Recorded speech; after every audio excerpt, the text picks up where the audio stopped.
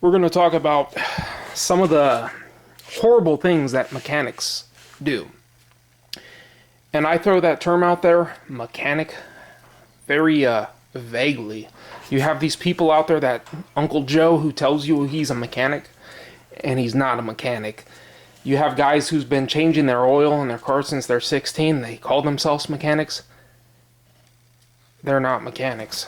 This is some of the stuff. This isn't stuff that, I mean, this is real world stuff I see on a daily basis, fixing other people's problems.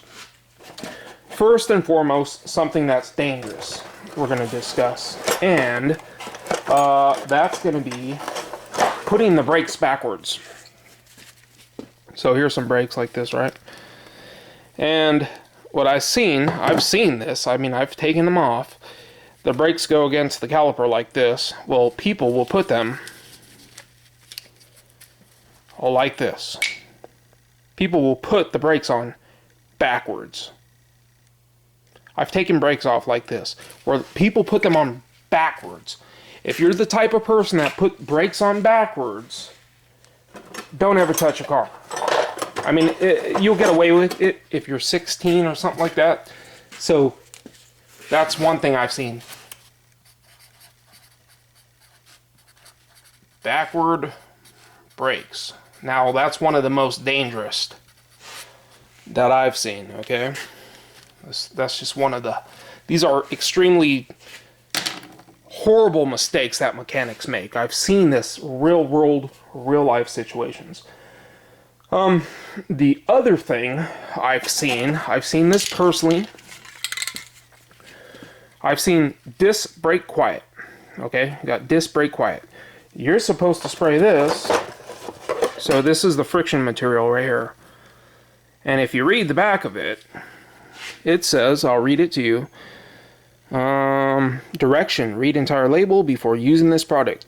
Apparently they didn't read that. Remove brake pads and clean with brake clean, brake parts cleaner. Shake well and spray evenly onto the steel back. This is the steel back. This is the friction material. This is the steel back. You're supposed to spray it on the steel back. I see people spray it on here and on the rotor. I've seen that several times. They spray it right here on the actual pad and put it on there. I mean, that's dangerous. If you're somebody who does that, don't be working on cars. So we'll put that as a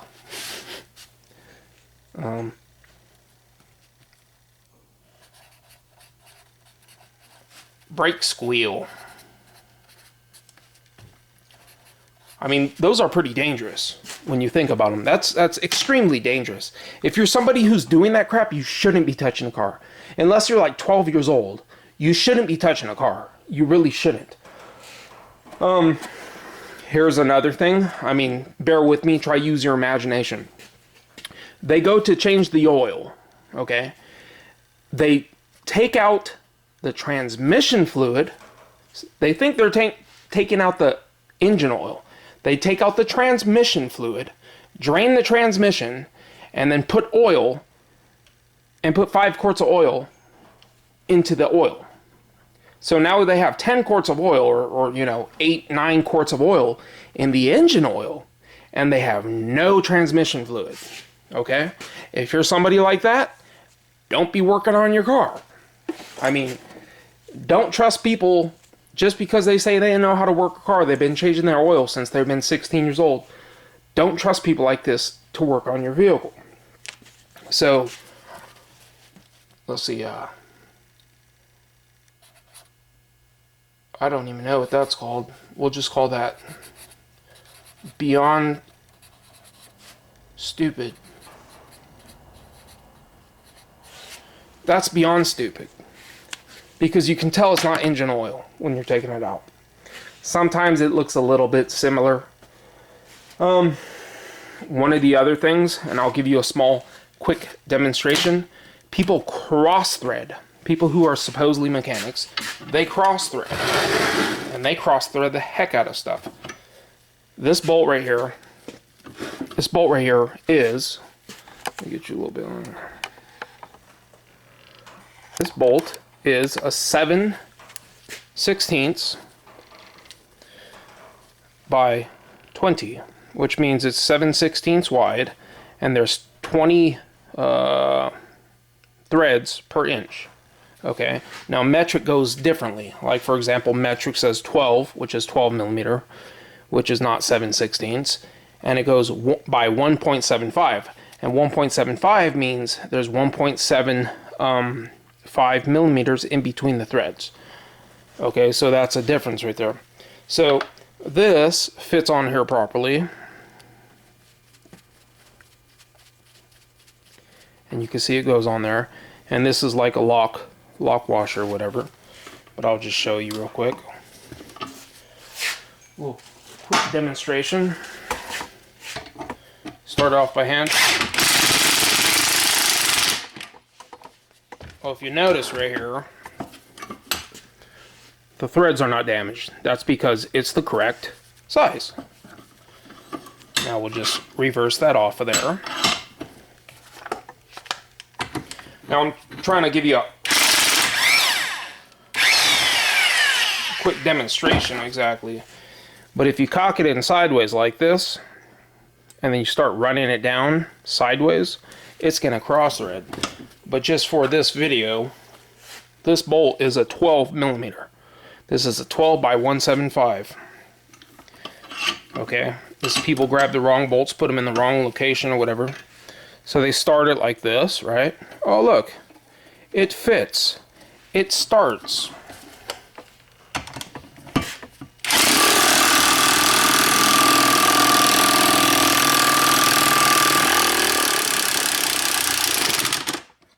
Oh look, must be good, right?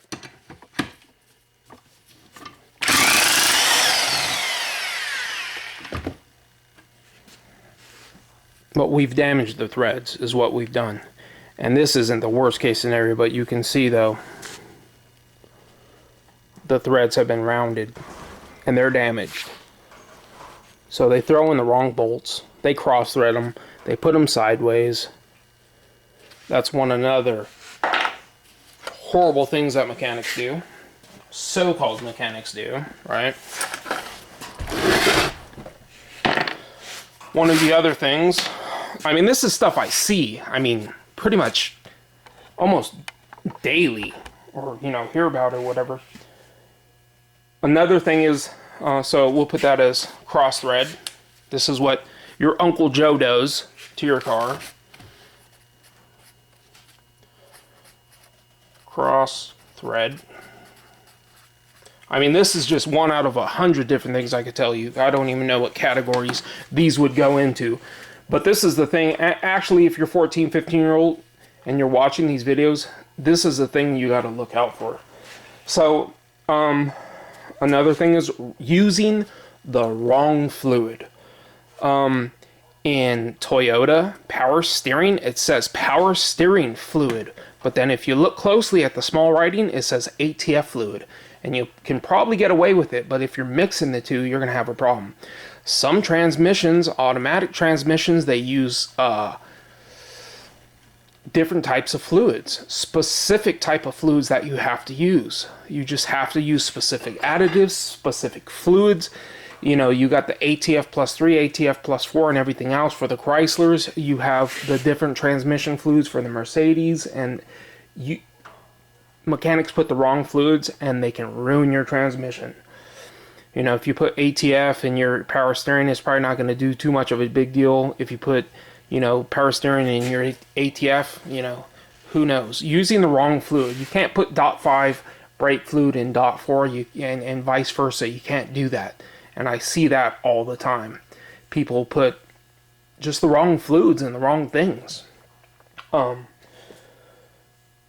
Another important, expensive, potentially dangerous, expensive thing is people get the timing wrong. They get the timing wrong. So what they do is they put a timing belt. Let's say here's a timing. Here's a cam and crank. All right. So you go like this, and it goes around here, and it goes around here. And here's the timing mark here, and here's the timing mark here, and here's the timing mark here, and here's the timing mark here. And here's the timing mark here, and then the timing mark's right here. So you got everything lined up, but you got that one wrong. And you don't turn it over by hand down here 720 degrees, which is 2 full rotations, once, twice, and then you realize that it's messed up, because when you put it on and there's a little bit of slack on the timing belt, and then you go to start that engine, it's going to break your valves in the worst case scenario. In some cars it doesn't do it, if you're lucky, if it's a non-interference engine. And I've seen this, and you know, people have watched my videos and done this and try to fucking blame me. I kid you not. They have watched my video and say, well, and really that's why I put that disclaimer in front of my videos, because you can't blame me for your stupidity. If you've never done a timing belt and you're ruining your car, that's your own fault. I'm sorry. You know, I mean, I'm putting this information out there really for mechanics or you know, people at a shop. Not everybody works at dealerships. If you're at a shop and you look on my video, you're going to know the tools you need to use. You're going to know, or for the lady who's looking to see how much it costs and they tell her $1,000, and she gets to see really how much work is involved. If you're somebody who has never changed your brakes and you try to change your timing belt and you're doing crap like this, don't be working on your car. Just don't be doing it. You have to turn it 720 degrees by hand before you put everything back. Don't blame the guys on YouTube for showing you something and you're doing it wrong. I mean, people could show you how to do anything in your life, but if you do it wrong without practice, you can't blame everybody for your own problems. So, that's another thing. Another thing is misdiagnosis. Or your Uncle Joe listening to some idiot who's a friend of his, who's misdiagnosing his car, and he's just changing parts just to change parts. They'll change oxygen sensor, they'll change a computer, they'll change this and that and this and that. Never fixes the problem. They misdiagnose the customer, and at the end ends up having to pay for all of this. Unnecessary. Sometimes it can be fixed without any money involved. That's another common major mistake, a horrible mistake that mechanics, or so-called mechanics, make. And yeah, basically wasting money. So we'll put that as a misdiagnosis.